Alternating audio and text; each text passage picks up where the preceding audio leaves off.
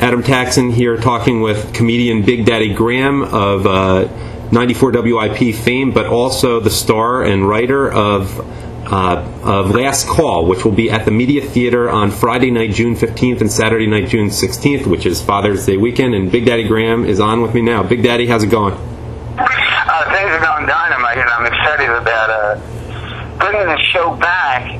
I did it 5 years ago to, this whole thing kind of blows my mind. I did it to great acclaim. People loved it. It got great reviews, and we sold out all these shows, granted in a much smaller theater.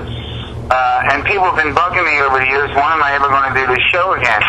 So I'm doing it again on June 15th and June 16th. The show is really just a fleshing out of the book, and the book pretty much starts when I get a phone call from my sister who had a question about my dad. Mm-hmm. And I couldn't answer the question because my dad had been dead for so long, and I hardly really knew him to begin with, that I decided, I had this blank book that somebody had given me for Christmas. I decided to just occasionally open up that blank book and write down any memory I had of my dad at all. Any memory at all, I would write down. And, none of them took longer than a page. They could just be, brief little things about my dad. And after about a year, now I wouldn't write every day. I'd go a month without writing any memory. And someday I would write 3 or 4 in one half-hour stint. In the end, I had like these 67 memories of my dad. And Larry Platt, who at the time was just starting to be editor of Philadelphia Mag, he had been over my house by accident. I swear to God, it was a long story. And he said, "This thing is really different and neat. You should publish this." And I did, and people just responded to it in such an amazing way. I was not prepared for it, the response it got, because although I've written things, I got 2 books out, and I write columns for various people. I don't consider myself a writer, but I wrote it in such a simplistic form that people, I think, got off on it because it was so easy to read. Right. Yeah. You could read the whole book, really, in like 20 minutes, and read the life story of a man who really you should have no interest in whatsoever in 20 minutes, but because of the style it was written in, and I guess that type of dad, that World War II vet, hard-drinking, hard-working dad, a lot of people identify with it. I think the real point of this book, and I've said this for the longest time, is, I'm in my house right now. In fact, I'm looking at my books. I have a biography of Muhammad Ali, Woody Allen, Martin Scorsese, Joe DiMaggio, John Lennon. I'm just looking at them right now. And I have hundreds of books like this. And I said, well, shouldn't I have a biography of my dad? Shouldn't I have a biography of my mother? I mean, they're the most important people in my life, right, more than these people are. So I took it upon myself to write one on my mom and dad, just by myself, handwritten in one of these, blank books. And it's kind of neat to have, and, my kids can pull it out years from now if they want to and read the life story of my dad. And I think I was trying to show people, not that, I put on any airs, but that I think everybody should do this. I really do. And you know what? Over the years, so many people have, and they've actually sent me copies of their book about their mom and dad. And again, most of them are handwritten, and they write it in a style that I wrote it at, where, maybe it's just 3 paragraphs a page and easy to read. And that's how the whole thing started. And then Theater Exile, the people from Theater Exile, who are the people behind, the Theater Exile people, yeah, sure, do good work, the people behind Philly Fan, they do it be a terrific one-man show, this book. Was Joe Canuso the main person behind this? What's that? It was Joe Canuso who was in particular behind it? Yeah, Joe Canuso directed it.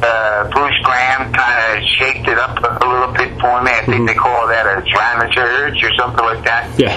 And shaped it up a little bit. And then a really bizarre thing happened. Why we were deciding what pages would transform to the stage well, I bought a house in Seattle City, and my next door neighbor had read the book, which was, that was kind of wild to begin with. Yeah. And he had some questions about my dad's time in the service. Wait, Big Daddy, let me just warn you. Remember, people who may go see the play, and I've seen it. No, I'm not going to give away the ending. Okay, no, good. I'm not giving away, but I'm telling people that there's an ending, a pretty big whopper of an ending, that is not in the book. In fact, I recently republished the book and was going to put the ending in there, and I decided not to. Not because of the play, but I just decided, well, people love this book as is. I'm not going to mess with it. But the play has a very big ending, an important ending, an ending that I never would have even known existed had my neighbor not worked for the Veterans Administration. Wow.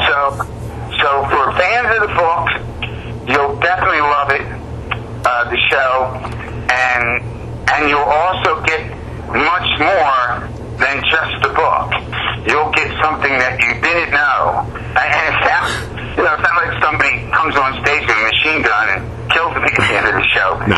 But it's pretty startling at the end of the show. And there's plenty of laughs in the show, and plenty of serious moments.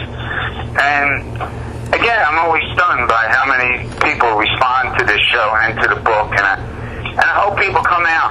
I picked this weekend because it's Father's Day weekend, when in essence I couldn't have picked a worse weekend. It's heavy-duty graduation party wedding time. So, I just hope I get enough people to come out and see it. Yeah. I'm doing a lot of work to get it together. As it turns out, I really picked a bad weekend to do it. Yeah, it's Father's Day weekend. It might be perfect. And by the way, let me just add one thing, because you're a little too humble to mention, but there's a certain humility to the whole thing. You don't pretend you had the ideal relationship with your father. You don't pretend, that everything's perfect. And I think that's often what appeals to a lot of people in works of art that involve fathers, whether it's Cats in the Cradle or the song The Living Years. A lot of people can really identify with that. They don't want to hear about people who had the perfect relationship with their dad. And I just wanted to add that because I knew you wouldn't say it. Oh yeah, well, it was far from, to say the least. I think what really helped the book and what really helps the show is I didn't. Let's put it this way. When people work on a screenplay or any kind of a book, sometimes it's done, and an editor looks at it and goes, "Well, you need a car chase here. We know what, there's no love interest here," and you start shaping it. There was no shaping of this book. All I did, when I couldn't think of any more memories about my dad, when I had those 67 memories, I just put them in chronological order. That's all I did. I didn't take any out, nor did I add any memories that frankly didn't exist to make the book have a little bit more of this or a little less of that. It is completely 100% honest. It's just in chronological order, the 67 memories I remember. Yeah, no, it's good. Now, you want to just make sure that this interview doesn't go longer than it'll take people to read the book. But let me summarize. It's at the Media Theater in Central Delaware County. It's Friday, June 15th and Saturday, June 16th, Father's Day weekend, and I've been talking to Big Daddy Graham, and the website for you is bigdaddygraham.com, and the Media Theater. And there's a poster there for the show. If you click on it, you can order your tickets, which are only $25, by the way.